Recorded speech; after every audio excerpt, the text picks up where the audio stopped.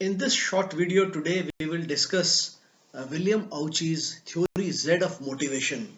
Students shall recall that we have discussed the Abraham Maslow's pyramid of need hierarchy. We have also discussed Douglas McGregor's theory X and theory Y. Also Hesberg's theory, in which there are two factors, the hygiene factors and the motivators, the motivation factors. Now, theory Z of motivation is relatively new.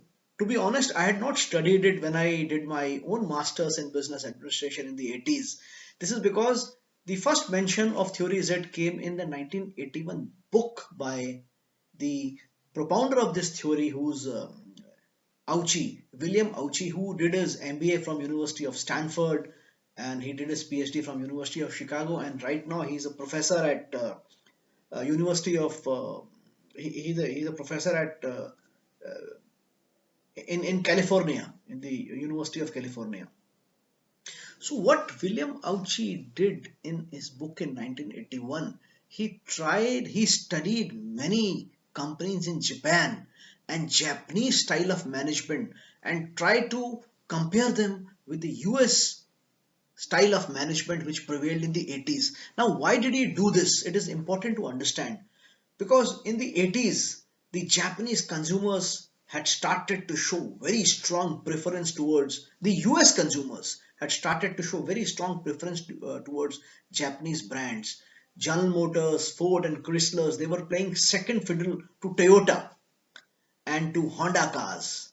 And in terms of television sets, Sony had come to occupy a prime place in the television market in the US. Panasonic tape recorder, Sony cassette players, cameras were all from Japan.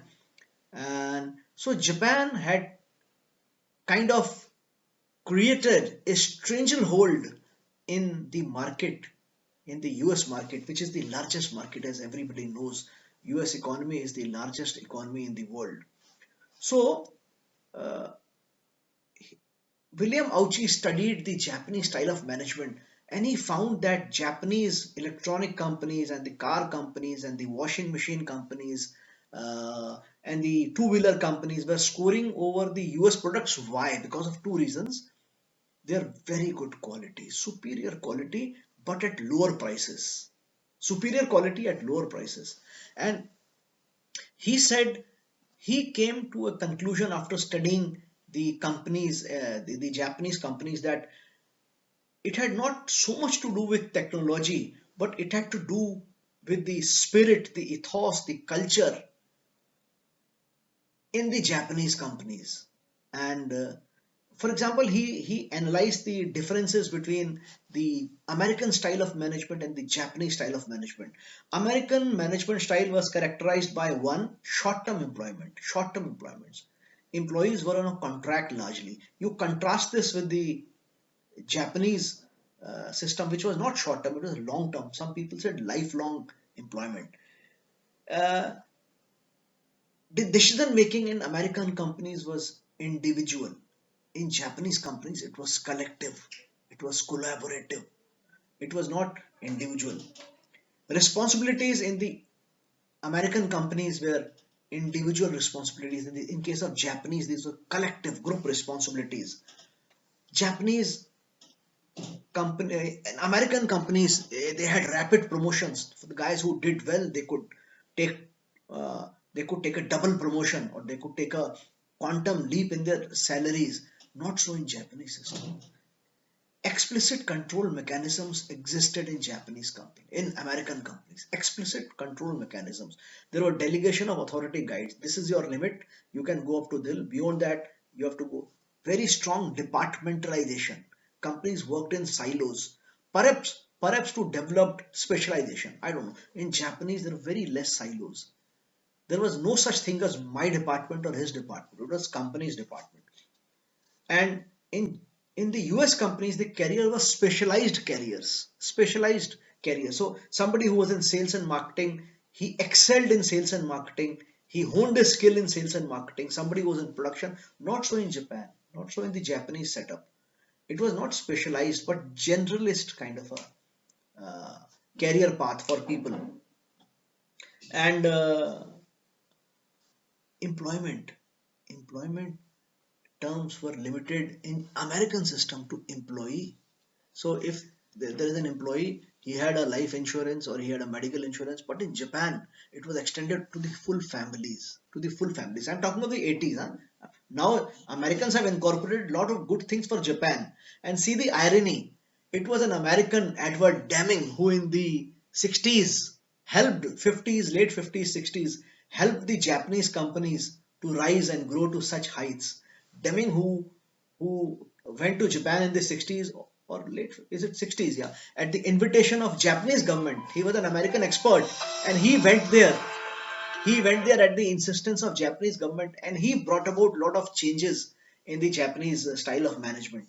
Okay, so what are the let me so he William Ouchi found that there were a lot of things in the Japanese culture, in the Japanese organization setup, which made the Japanese worker more committed, more devoted, more efficient, more productive, more effective. So, if you have to see the distinguishing feature of theory Z, theory Z, theory Z can be said to be an advancement over theory Y. You shall recall in the Douglas McGregor's theory, theory X, the managers who thought workers were X type workers don't like to take responsibilities, they shun work, they need to be controlled, they need to be monitored. Theory Y, they feel workers or workmen, they are innately good people who don't like to be closely supervised, but they take responsibility. They have a sense of pride in giving of their best. They like to be recognized. Theory Z goes further than theory Y. Theory Z goes further than theory Y. It An organization which practices theory Z, for example, in India, we can say Honda or Maruti Udyog Limited, Suzuki, they actually practice theory Z. First distinguishing feature is trust, integrity, and openness. The Japanese theory Z follow for companies which follow that they believe in trust, integrity, and openness. They don't want that there are things which workers should not know, except if it's a case of specialized IP which everybody needs to protect, the intellectual patent or intellectual property. They don't hide. For example, Japanese companies don't hide their profits or how much they are earning, what are the savings which are accruing to them. Second, life lifetime employment guarantee by Japanese companies. Although it may not be lifetime, but unless this means that the workers knows that the company management will do its very best to ensure that there are no layoffs even if there are tough times. Third thing is involvement of employees. There is a system. It is now manifested in something called Ringi. I read over about Ringi management concept of decision making, in which uh, decisions. It's not necessary that workers have to take decisions, but if there is a worker who has a brilliant concept, he discusses with his supervisor. His supervisor accepts it for further discussion, and then it is discussed at various other levels. If it is approved, it is incorporated as a standard practice, and the worker who started it is given credit for it. So, involvement of employees. Fourth point is integrated organization. This means what? Integrated organization means the organization does not operate in silos. Like in case of American system, supply chain management will have its own things which will be discussed only with the SCM people.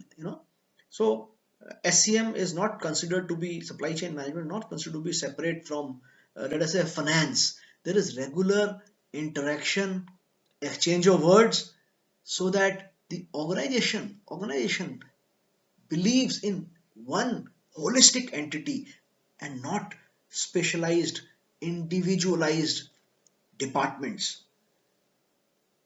Fifth thing, and very important, and it has to be understood, the scope of promotion is restricted. There is a moderate growth.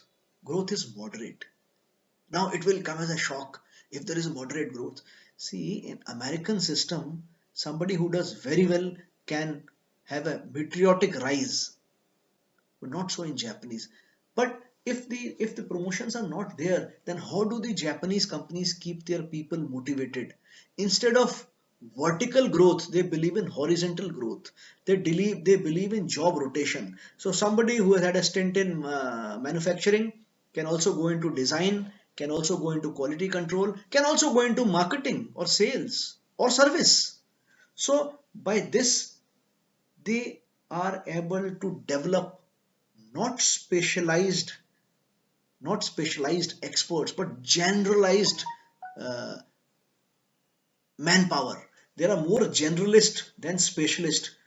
Does not mean that people who want to specialize in particular field are not allowed to do so, but depending depending upon the attitude, aptitude, nature of the work, and propensity of the employee, job rotation is an inherent part of Japanese management. I remember having worked in West Africa, and somebody from a company which made radios, and Panasonic, was it so the person had come to establish business in West Africa, and he had majorly worked in quality assurance, and he had now come to marketing after proper training, of course. Sixth most important thing is coordination. In Japanese companies, there is very, very high degree of coordination between departments, not so much in American companies. The structure in American companies is very formal. It's very it's a tight structure. In Japan, the structure in Japanese way, or in the theory Z organization, the structure is there. The structure is there, but it is not tightly controlled. It is not tightly controlled. Last, the working environment in Japanese companies, or the companies which believe in theory, that is very stable. No overnight change of policies. In today's scheme of things, you should say no hire and fire policy, no radical change. And this is what William Ouchi said, and he said that this theory Z, which came to be known as theory Z, these distinguishing features of employment, involvement of employees, integrated organization, openness, trust, all these things lead to higher productivity, higher commitment, less turnover. Very few people leave. Very few people leave organization for just for money, uh, in case an organization practices theory Z.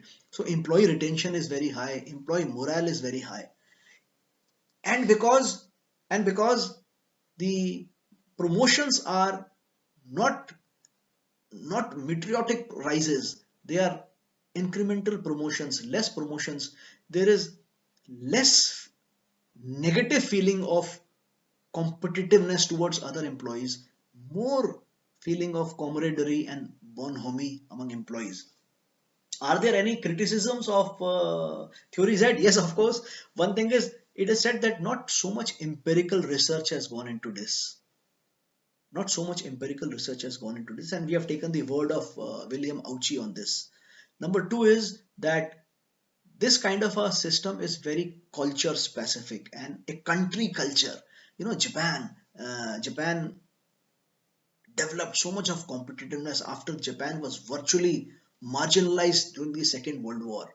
So there was so much of fear in the minds of Japanese, and that fear gradually transformed into an understanding they all had to be united, and all had to be so much more hardworking to be able to survive and gradually thrive. So it is a culture thing. Third is that that formal lack of formal control may give rise to indiscipline, but in Japan it is not so because of the culture thing. So that criticism is slightly valid. Fourth is uh, uh,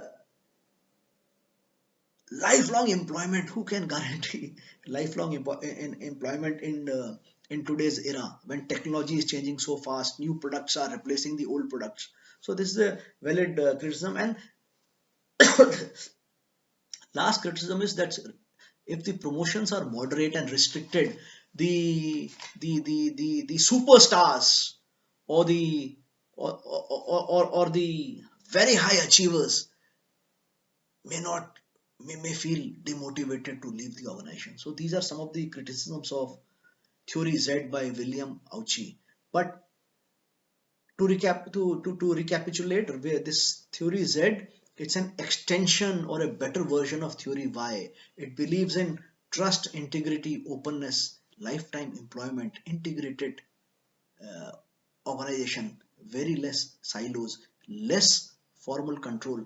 Does not mean that performance evaluation is not there. There is performance evaluation, but responsibility is not, it is not always targeted on an individual but rather on a group, so that there is no feeling of being victimized or isolated. So if in the organization the morale of the workers and the team is high, it leads to higher productivity, and it uh, makes an organization a better organization, a happier place to work for. I hope you like my lecture on theory Z propounded by William Ouchi. Thank you very much.